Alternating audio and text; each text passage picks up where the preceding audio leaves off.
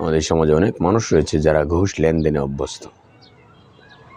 বলেন তো, এটা কি কোনো পেশা হতে পারে? হ্যাঁ, হতেই পারে। বাংলাদেশে তো যে কোনো পেশাই মানুষ শুধু অধিকার চা। চিন্তা করেন, নিজের শরীরকে বিলিয়ে দিবে, এটাও তার একটা অধিকার চা। এটা হতে পারে বলেন তো? যার কারণে বাংলাদেশে, হ্যাঁ, ভালো মানুষ নেই কে বলেছে? বাংলাদেশে বেশিরভাগ মানুষ ভালো, অধিকাংশ মানুষ ভালো। তার ভালোটাকে বিশ্বাস করে ভালোটা গ্রহণ করতে চা, ভালোভাবে চলতে চা, ভালোভাবে কথা বলতে চা, ভালোভাবে লেনদেন করতে চা, ভালো আচার আচরণ বজায় রাখতে চা। তার মাঝে কি ঘুষ লেনদেন ভালো আচার আচরণ বলেন তো? নিশ্চয়ই নয়। ঘুষকে না বলতে হবে, কেননা রাসূলুল্লাহ সাল্লাল্লাহু আলাইহি ওয়াসাল্লাম হাদিসের মাঝে বলেছেন, আর রশি অল মুরতাশি কিলাহুমা ফিন্নার। ঘুষদাতা ঘুষ গ্রহীতা উভয় জাহান্নামী। তাহলে এই জাহান্নামের একটা কাজ, জঘন্যতম কাজ, এটা তো উচিত নয়। কিন্তু আপনি বলবেন, হুজুর এটা তো অ্যাভেলেবেল হয়ে গেছে, এই ব্যাপারে কেন ফতোয়া দেন? যেটা সবাই এগুলো করে খায়, এগুলোর ব্যাপারে ফতোয়া দেন কেন? কে বলেছে আপনাকে দেওয়া যাবে না? আপনি ঘুষ লেনদেন টোটাল হারাম, এখানে হালাল করা পথ খুঁজেন কেন বলেন তো? ঘুষ দাতা গ্রহীতা উভয় জাহান্নামী, আপনি এটা করতে পারেন না। ঘুষ খেয়ে কোটি কোটি টাকা আপনি দান করতে পারেন না। ঘুষ খেয়ে আপনি হজ করতে পারেন না। ঘুষ খেয়ে আপনি উমরা করতে পারেন না। ঘুষের টাকা দিয়ে কোরবানি করতে পারেন না। ঘুষের টাকা মসজিদ, মাদ্রাসা, এতিমখানায়, গুরুস্থানে পর্যন্ত আপনি দিতে পারেন না। মৃত মানুষের কাফনের কাপড় কেনার জন্য আপনি দিতে পারেন না। তাহলে এই ঘুষটা আপনি কেন খাবেন? ঘুষের টাকা দিয়ে আপনি বাজার করতে পারেন না। আপনি এই পারমিশন ইসলাম আপনাকে দেয়নি যে ঘুষের টাকা দিয়ে আপনি 1 কেজি গরু গোশত কিনবেন। এটা পারমিশন ইসলাম আপনাকে দেয়নি। ঘুষের টাকা দিয়ে পাঞ্জাবি, টুপি, তসবি কিনবেন, আতর কিনবেন, এই পারমিশন ইসলাম আপনাকে দেয়নি।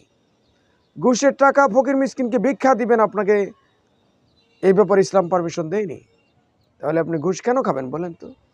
ঘুষের টাকা দিয়ে আপনার শ্বশুরকে লুঙ্গি কিনে দিবেন, পাঞ্জাবি কিনে দিবেন, শাশুড়িকে শাড়ি কাপড় কিনে দিবেন, বোরকা কিনে দিবেন, স্ত্রীকে, আপনার ওয়াইফকে 3 পিস কিনে দিবেন, সন্তানকে কাপড় কিনে দিবেন, বই খাতা কলম কিনে দিবেন, কিতাব কিনে দিবেন, কোরআন শরীফ কিনে দিবেন, রেহাল কিনে দিবেন, কোরআন শরীফের হাদিসের বই কিনে দিবেন।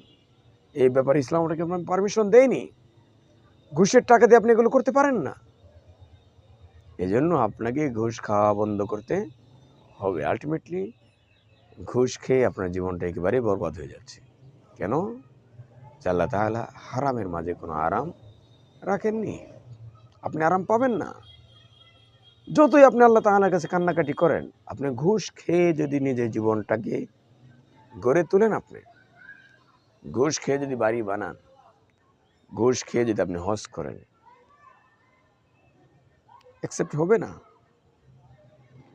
এই জন্য আপনাকে কি করতে হবে বলেন তো? আজকে থেকেই ঘুষ বর্জন করতে হবে। কোনোভাবেই ঘুষ খাওয়া যাবে না। তাহলে দেখবেন জীবনটাকে আল্লাহ তাআলা রহমত বরকত দ্বারা ভরপুর করে দেবেন। আপনি দেখবেন যে আপনার অশান্তি দূর হয়ে গেছে। আমাদের সমাজে অনেক মানুষ রয়েছে যারা বলে থাকে, হুজুর দোয়া করেন, আমাদের হাজব্যান্ড ওয়াইফ মিল নেই। কেন মিল থাকবে? এই মেয়ে, কেন মিল থাকবে? আপনি মিলের কি কাজ করেছেন? আপনি বেয়াদব। আপনি কোথায় থেকে এসেছেন? আপনি বলেন, আপনি কোন গ্রহ থেকে এসেছেন? আপনাকে মানুষ কে বলেছে? আপনি ঘুষ খান, সুদি কারবার করেন, মানুষের সাথে অন্যায় করেন, মানুষের হক নষ্ট করেন, আবার শান্তি চান। কেমনে সম্ভব বলেন তো? ইম্পসিবল। আপনি অসভ্য হয়ে গিয়েছেন। অসভ্য কোথাকার আপনি? কেন ঘুষ খান আপনি? কেন ঘুষ আপনি খান? কেন করাপশন করেন? পরের হক আপনাকে কে মারতে বলেছে? গরিবের পয়সা লুটেপুটি খেয়ে আপনাকে মোটা তাজা হতে কে বলেছে? আপনি মারা গেলে তো আপনার লাশটা নিতেও মানুষের কষ্ট হবে। আপনি বুঝেন না কেন? আপনি মারা গেছেন ঘুষ খেয়ে, পেটটা এত বড় বানিয়েছেন, শরীরের বডিটা এত ফিটনেস বাড়িয়েছেন, এত মোটা তাজা আপনি হয়েছেন যে আপনি মারা গেছেন, আপনার লাশটা নিতেও মানুষের কষ্ট হচ্ছে। চিন্তা করতে পারেন আপনি?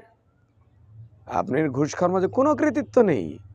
প্রিয় ভাই, বলেন তো কি কৃতিত্ব রয়েছে? আপনি ঘুষ খেয়ে আপনি শান্তি পাচ্ছেন? নিশ্চয় নয়। সকলে আপনাকে দেখলে দূর দূর সেই সেই করে। আপনি অফিস থেকে বের হয়ে গেলেই লোকজন বলে অসভ্য কোথাকার, বাপের জন্মে টাকা দেখে নেই, বেয়াদব, আপনাকে অশালীন ভাষায় কথা বলে। এই জন্য আজকে থেকে আপনি ঘুষ বর্জন করুন, ফ্রেশ হয়ে যান, আপনি নিট অ্যান্ড ক্লিন হয়ে যান, আপনি দুধে ধোয়া তুলসী পাতা হয়ে যান।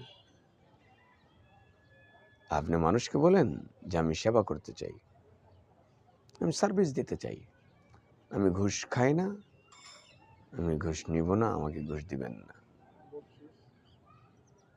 বুঝছেন আপনি? এই জন্য আপনাদেরকে এগুলো বজায় রাখতে হবে। আপনি যদি মুসলমান হয়ে থাকেন, পরকালকে বিশ্বাস করেন, আল্লাহ তাআলার সামনে দাঁড়াতে চান, আপনাকে অবশ্যই ফ্রেশ মানুষ হতে হবে। অফিসার, আপনি বিশাল বড় অফিসার, কে বানিয়েছে বলেন তো? আপনাকে যেদিন জয়েনিং লেটার পেয়েছেন সেদিনও মারা যেতে পারতেন। আল্লাহ তাআলা আপনাকে এই জায়গাটা দিয়েছেন, আপনাকে আল্লাহ তাআলা পরীক্ষা নিতে চান। আপনি ঘুষ দেখে আপনার লোভকে সামলাতে পারেন কিনা? আপনি তো এতটা এডুকেটেড পারসন, এতটা শিক্ষিত পারসন, আপনি এটা পড়েননি লোভে পাপ, পাপে মৃত্যু, ভাব সম্প্রসারণে ছিল না আপনার? বলেন, তাহলে আপনি ঘুষ খান কেন বলেন? কি লাভটা আপনার বলেন তো? মুখে হাসি থাকে? ঘুষ খেলে আপনি হাসতে পারেন? ঘুষ খেলে তো আপনি চোরের মতো থাকেন। আমি জানি তো, জানি যারা ঘুষ খায় অফিসাররা চোরের মতো থাকে, তাদের মুখে হাসি থাকে না। আল্লাহ তাআলা তৌফিক দান করুন।